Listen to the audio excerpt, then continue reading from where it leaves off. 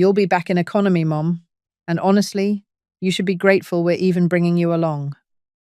That was Vanessa, my daughter-in-law, saying it the way you tell a child there is no more cake. She did not look up from her phone when she said it. She was scrolling through a seat map, tapping little blue rectangles near the front of the plane, one for herself, one for my son, one for her sister.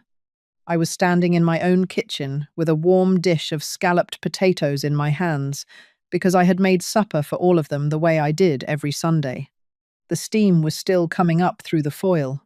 I remember thinking there was no clear place to set it down. The table was covered in printouts, itineraries, hotel confirmations, a folded map of Ireland with a coffee ring on it. Ireland, that was the part that pressed on my chest. My husband Raymond and I had talked about Ireland for 40 years. His grandfather had left a little town in County Clare with one suitcase and a mouth full of hope. And Raymond always said that one day he would take the whole family back to stand on that street. He saved for it quietly. He earned toward it for decades. He called it the going somewhere account, and he protected it the way he protected everything, carefully, without noise. Raymond passed 14 months ago. He was 73. He had been a quartermaster in the army, then spent 30 years running freight and logistics for a cargo line, which is a fancy way of saying he spent his whole life making sure the right things and the right people ended up in the right place with the right paperwork. He used to say, "A manifest is just a promise written down where nobody can pretend it says something else." Now his family was going to Ireland without him, and they had decided which seat I belonged in. "So there's business class for you three," I said. I kept my voice easy. "It's just how the points worked out," my son Daniel said. He finally looked at me, then looked away, which is a thing he does when he already knows the answer is ugly. "You don't need all that leg room anyway, Mum. You sleep the whole flight." "And Renee's coming," Vanessa added, bright as a bell. "Renee is her sister. So it's really a full house up front. It'll be so fun." A full house up front, her sister in business class, me in the back. I set the potatoes on top of the microwave because it was the only clear surface, and I felt the heat of the dish through the towel, and I thought about how many Sundays I had carried a dish into this room for people who had stopped seeing me carry it. I did not say what I was feeling. I have never been a woman who says the first thing. My mother raised me to be gracious, and Raymond loved me for it, and I had spent my whole life mistaking that grace for the price of being loved back. But something settled in me, quiet as dust. Because I knew something they had forgotten. I knew whose account those tickets were being booked on. I smiled and said the trip sounded lovely. And I asked Vanessa to send me the details so I would be ready. And she said, of course, already looking back at her phone. That night, after they left, I did not cry. I sat at the kitchen table with Raymond's old leather ticket wallet, the one he carried through 30 years of travel, worn soft and pale at the corners, and I ran my thumb along the seam of it, and I thought one clear thought. They are booking Ireland on Raymond's account, and Raymond only ever put one name on it. I want to be fair, because I was not blindsided. That is the part that shames me a little. I had been telling myself stories for a long time. The first time I noticed, it was small. 2 Christmases ago, Vanessa reorganized my kitchen while I was at church. I came home and could not find my own coffee filters. She said she was just making it more functional for when we host here. When we host here. In my house. I told myself she meant well. She was tired. New mothers rearrange things. The second time was money, the way it usually is. Last spring, Daniel asked to borrow against what he called the family travel fund to help pay for Renee's wedding, of all things. He talked about it like it was a bowl on the counter that anyone could reach into. I told him that account was Raymond's, that it had a purpose, and he sighed like I was being difficult. "Mum, it's just sitting there. Dad's gone." "Who's it even for?" I gave him some money from my own checking to make him stop talking. I told myself he was grieving. Grief makes people grab at things. The third time was the boundary, and I felt it go.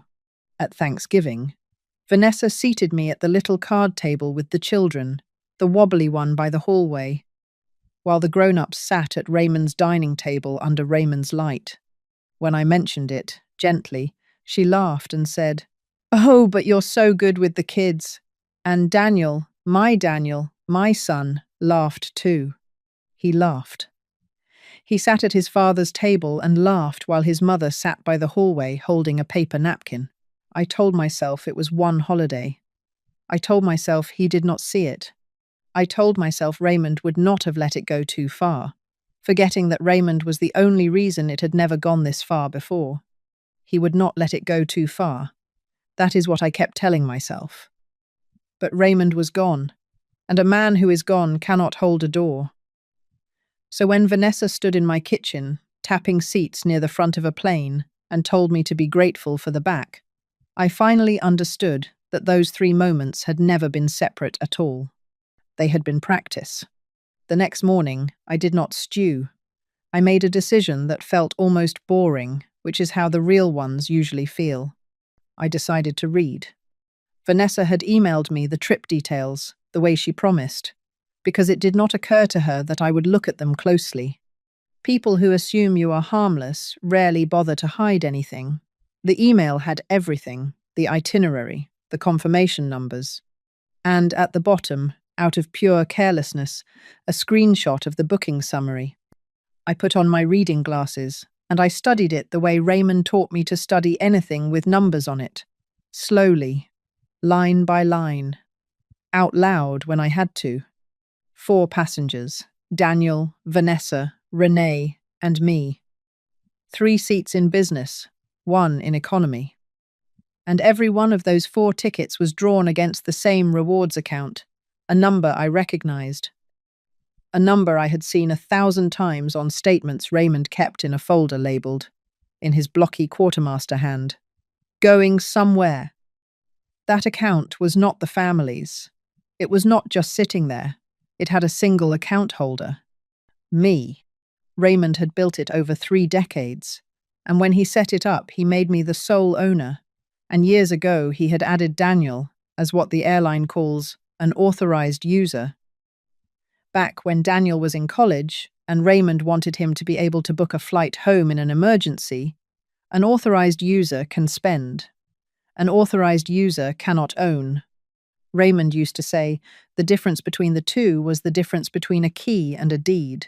So my son had reached into my account, used my late husband's miles, put his wife's sister in a wide seat by the window, and put me in the back, on my own points. And then he had told me to be grateful. I sat with that for a while. I want to be honest about it. It did not feel like triumph. It felt like a cold draft, finding a crack I had been pretending was sealed. Then I did something I had not done in 14 months. I called the rewards line, the number for account holders, and a woman named Nancy answered. "I'd like to verify who owns this account," I said, and I read her the number. There was a pause while she typed. "I can confirm you're the primary and sole account holder, ma'am," Nancy said. "There's 1 authorized user on file, and," she stopped, "I do see 1 pending request on the account, submitted 2 days ago." My hand went still on the table. "What kind of request?" "A request to change the primary contact email," she said, "and to add a joint account holder. It's waiting on verification. It hasn't gone through." A joint account holder. Not a seat. The account itself. The seat map had been the smallest part. They had not just decided where I would sit. Somebody had quietly asked to have their name written next to mine, on the one thing Raymond had left in my name alone, to make the account theirs, the way Vanessa had made my kitchen ours. "Nancy," I said, and I was surprised at how steady I sounded, "do not approve that request. Hold it. Note that no changes to ownership, no new bookings, nothing at all happens on this account without my direct confirmation." "Done," she said. "Anything else today?" "Not on the phone," I said. "I think I'd like to do this properly with my attorney." I hung up. I looked at the folder in Raymond's blocky hand. Going somewhere. They had already tried to change the name on the door. I called David Marsh before I could talk myself into waiting. David Marsh's office was above a hardware store, up a narrow flight of stairs, and it smelled like old paper and coffee left too long on the burner. There was a brass nameplate on his desk, gone soft and dull from years of thumbs, and a cut-glass candy dish of butterscotch that I do not think anyone had touched since the last century. He was a plain man in a plain grey suit, and I liked him for the same reason I liked Raymond. He did not perform. He listened with his whole face, and he wrote things down with a heavy black fountain pen. I put Raymond's going somewhere folder on his desk, and I told him everything. The card table, the potatoes with no place to go, Renee's window seat, the back of the plane, the pending request to change the name on the account. I told it flat, no tears, and he did not offer me any, which I appreciated. When I finished, he opened the folder and read for a long minute, turning each page by the corner. "Mrs. Delaney," he said at last, "I want you to understand something before we start, because it matters. You are not asking me for permission. You already have the authority, all of it. Everything I'm about to lay out, you could do standing alone. My job is only to make it clean, and to make sure no one can ever say you were confused or pushed. You read each one. You decide each one. I don't sign a thing. You do." "All right," I said. "Then let's go in order," he said, and uncapped the heavy pen. First, that pending request. David called the airline with me sitting right there, and Nancy came back on the line, and on my instruction, she killed the request entirely. No joint owner, no changed email, the name on the door stayed mine. "That's the one that scared me," David said quietly after he hung up. "A seat is a nuisance. Ownership is the whole house." Second, the authorized user. He explained that Daniel had never owned a cent of that account. One form, one signature. The key stopped turning. I read the form twice. I asked one question. "After this, can he book anything on it?" He said, "Not a seat, not a soda." I signed. My own hand. The pen was mine. A key does not care how long you've held it, I thought, once the lock has been changed. Third, the 4 tickets already booked. This was the part I had circled in my mind all week. David got Nancy back on the line, and I told her plainly that 3 of those tickets had been booked without the account holder's authorization. "How would you like to proceed, ma'am?" she asked. "I'd like to cancel the extra ticket," I said. "The one for the passenger named Renee. She is not family, and I did not authorize her seat. Cancel it, and put the points back where they came from." There was a small silence on the line. The good kind. The kind where a machine quietly does what should have been done all along. "Done," Nancy said. "The points are returned to your account." I did not cancel the other 3. Not yet. I wanted my son to have a choice about his own seat, even though he had not given me one about mine. But the extra ticket, the one they had added for Vanessa's sister, while telling me the back of the plane, was good enough that one I sent back into the thin air it came from. Gratitude is a gift you offer, I thought. It is not a fare you can charge to somebody else. Fourth, David sent a certified letter to the airline on his letterhead, dated and signed, stating in plain words that the account was mine alone, that 3 bookings and 1 ownership request had been made without my authorization, and that any future attempt required my direct written consent. He read it to me first. I changed 1 line to make it gentler, because I did not want to sound like a woman who was afraid. Then I told him to send it. A certified letter is a small thing. It is also a wall. Fifth, we turned to the linked savings, the actual dollars Raymond had set beside the points, the plane going somewhere money. David pulled the signature card. No joint owner, no cosigner, no lien. Raymond's careful hand and mine, and nobody else's.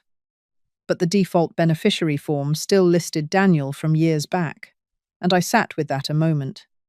Because it is one thing to remove a man from a phone line, and another to move his name off the paper that speaks after you are gone. Then I moved it, not out of spite, out of accuracy. Sixth, we built the trust. And here I made David slow down, because I wanted to read every line of it myself. I have 2 grandchildren, Emily, who is 20, Sam, who is 9. The going somewhere account, points and money both, would go into a trust for the 2 of them, held equally, released at 25, for travel or school or the start of a life. Not $1 more for one than the other. I would keep full control while I was living. Nobody could reach past me. And the trustee, when the day comes? David asked. I thought about who in this family still remembered Raymond as a man and not as an account. Emily, I said. She's the one who visits. She's the one who asks about her grandfather. And saying it, I had to stop and look out the window a moment because I could hear Raymond so clearly. Take somebody who deserves the window. Last. David suggested we write a short, dated memorandum in plain language describing what had happened, the card table, the borrowing, the seat map, the pending request, so that if anyone ever claimed I had acted out of confusion in my old age, the record would show a woman who had acted out of clarity. I read it. I did not exaggerate one word. The truth was already sharp enough. I signed it big and certain, the way I sign an anniversary card. When it was done, I sat back in the plain chair, in the plain office, and the butterscotch dish caught the light, and I felt something I had not felt in over a year. I felt like the account holder of my own life. The paper didn't make me strong, Mr. Marsh, I said. It just wrote down something that was already true. He capped the fountain pen. That's usually all it does, he said. I did not go straight home. I stopped, the way you do when a thing is nearly finished and you want to sit inside the quiet of it a minute. In the folder, behind the statements, Raymond had left a letter. I had known it was there since the week he died. I had never been able to read it. Some doors you cannot open until you are strong enough to walk through them, and I had not been strong. Now I was. It was written on the back of one of his old cargo manifests, because of course it was, my careful man, using up the good paper. Ruthie, it began. Nobody has called me Ruthie in a long time. If you're reading this with David, or with anybody who charges by the hour, then something has happened that I couldn't fix from here, and I'm sorry for that. I'm sorry I'm not standing next to you. I want to tell you something I noticed over the years, and I want you to hear it plain, because you never let me say it plain when I was alive. You give people the benefit of the doubt long after they've spent it. I watched you do it your whole life. It's the most beautiful thing about you, and it's the thing that worries me most. I don't know what happened. I'm not a fortune teller. I couldn't tell you which door the trouble would come through. But I spent 30 years making sure the right names were on the right lines, and I did it for our accounts too, because I had a feeling that one day somebody might mistake your kindness for an open account. So I kept it in your name. Only your name, not to control you, to free you. You don't owe anybody a seat, Ruthie. Not the good seat, not the back seat, not any seat. A place at the table is not a bill you pay by making yourself small. Here's all I ask. Read every page. Ask every question. Don't confuse peace with giving up. And when you're sure, sign your name the way you sign our anniversary card. Big, certain, like you mean it. I already booked us Ireland in my head 100 times. Take somebody who deserves the window. You're Raymond. I read it 3 times. On the second read, I cried, but not the way I cried at his funeral, small and ashamed in the front pew. I cried the way you cry when someone finally agrees with you about the thing you were afraid to say out loud. He had not predicted anything. He had just known me. And knowing me, he had left me the one thing I had never given myself: room. I folded the letter back into the manifest and drove home in the last of the light. And somewhere over the county line, I stopped feeling sorry, and I knew. The way you know a storm is coming by the colour of the air. Exactly what I would say when they came to ask me why Renee's ticket had disappeared. Because they would come. People always come when the money stops moving the way they planned. The next morning, my phone rang before the coffee finished. It was Daniel. They were coming Saturday. They arrived at 11. Daniel first, then Vanessa, and behind her, to my genuine surprise, Renee, arms already crossed, ready to be wronged. I let them in. I had made coffee. I set out 4 cups on the wooden table where Raymond and I had eaten for 40 years. The table with the burn ring near the corner from a Thanksgiving roaster in 1986. I filled 3 cups and left the 4th one empty, and only I knew why. That 4th cup was for the seat they had told me to be grateful for. Vanessa did not sit. Renee's ticket got cancelled, she said. The whole thing just vanished. Do you have any idea how embarrassing that was? She found out at work. I cancelled it, I said. The air in the room changed. That is the honest word for it. The air changes when a quiet woman says a plain thing. You, Vanessa laughed, the disbelieving one. Mum, you can't just cancel someone's flight. I can cancel any ticket booked on my account, I said. And Renee's was booked on my account. So was yours. So was Daniel's. So was mine, the one in the back. The one you told me to be grateful for. Daniel had gone grey. Mum, the points were Dad's. The points are mine, Daniel. They have been mine since before you could drive. Your father made me the owner. He made you a user so you could get home in a snowstorm. You've been treating a favour like a birthright. I let that sit. And someone tried to have their name added to the account itself. 2 days before, you told me to fly economy. Do you want to tell me who did that? Or should I let the paperwork say it for you? He did not answer. His silence answered. Then Vanessa said the thing. They always say the thing. We were doing you a favour bringing you at all. You'd have been alone in that big empty house otherwise. We were being generous. I looked at her a moment. Then I looked at my son, who had not said one word to stop her, and who had not, in 14 months, said one word to stop her.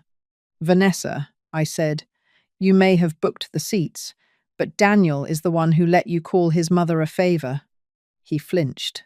Mom, You sat at your father's table and laughed while I sat by the hallway, I said.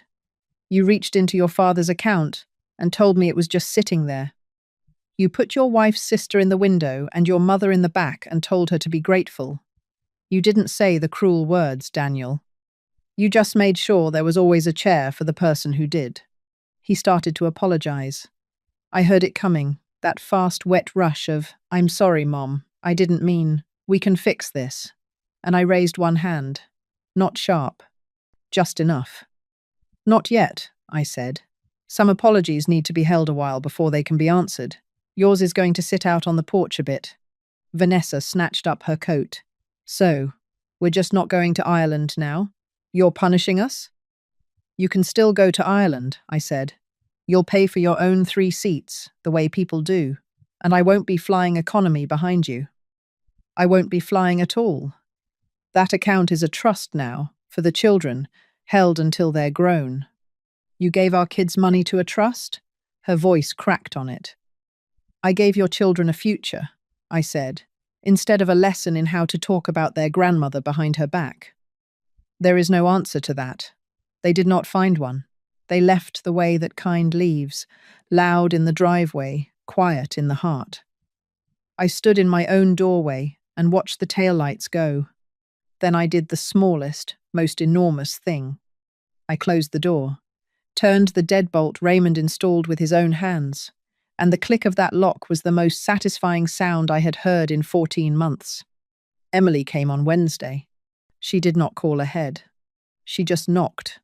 My granddaughter, 20 years old, holding a grocery bag, because she had noticed the last time she visited that I was out of the good tea. She had bought it herself.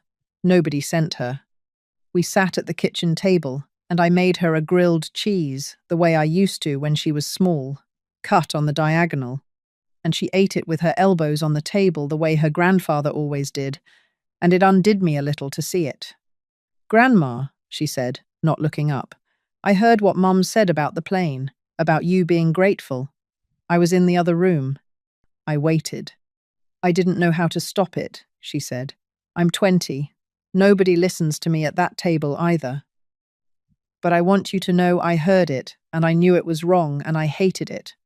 Her eyes came up then, wet, and they were Raymond's eyes, exactly. "I should have said something. I'm sorry I didn't." "You just did," I said. She did not ask me about the account. She did not ask about the trip, or the trust, or whether anything was hers. She asked about her grandfather. She asked if it was true he had wanted to take everyone to Ireland, to the town, to the street, with his family's name on the church wall. "It's true," I said. "County Clare. He had it planned down to the pub." "I'd love to see it someday," she said. And she meant someday, the honest kind, the kind with no handout. I looked at this girl who had bought me tea and asked me for nothing, and I thought about a folder that said, "Going somewhere," and I made a small decision that felt as large as any I had made all week.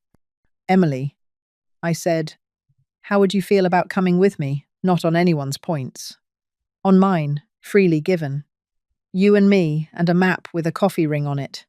She started to cry, and she laughed while she cried, and she said, "Really? The way you say it, when someone has finally given you something that was actually for you." "Really?" I said. "There's a window seat, and it has your name on it, and no one gets to tell you to be grateful for it.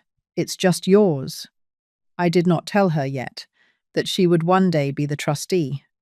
Some gifts you hand over slowly. But watching her finish the last diagonal corner of that grilled cheese, I knew Raymond had been right about which grandchild deserved the window. Things settled the way. Real things settle, unevenly, and not all at once. Daniel and Vanessa went to Ireland on their own 3 tickets, paid from their own account. And I heard it was lovely, and I was glad, and I meant it. Renee did not go. Vanessa's sister, it turned out, was only ever coming if the seat was free. Daniel calls now, not often, carefully. Last month he said, "Mom's house," instead of "the house." And I noticed, and I did not make anything of it out loud, but I noticed. He is not forgiven. Exactly. He is trying, which is a slower and different thing, and I am letting him try without running to the finish line for him. The trust is filed and stored in David's box, with a copy in Raymond's folder, in my own careful hand. And in the spring, Emily and I are flying to County Clare. 2 seats, side by side, both by the window, if I can manage it. I bought a new suitcase, and I stenciled my initials on it in blocky letters, the way a certain quartermaster taught me, so nobody would mistake it for anyone else's. Tonight I am sitting at the kitchen table in Raymond's chair, which I have started using, because it is a good chair and he would want it warm. I keep a small notebook now. I started it the week I read the letter. I write 1 line in it whenever I understand something I did not understand before. Tonight I wrote, "They told me to be grateful for the back of the plane, and for 1 whole minute I almost was." I sat with the pen a while. Then I wrote the truer thing underneath it. Sometimes dignity does not arrive with shouting. I looked at the folder that says, "Going somewhere," and at the new suitcase by the door with my initials on it, and I wrote the last line of the night, big and certain, the way I sign an anniversary card. I was never the extra one. The ticket was.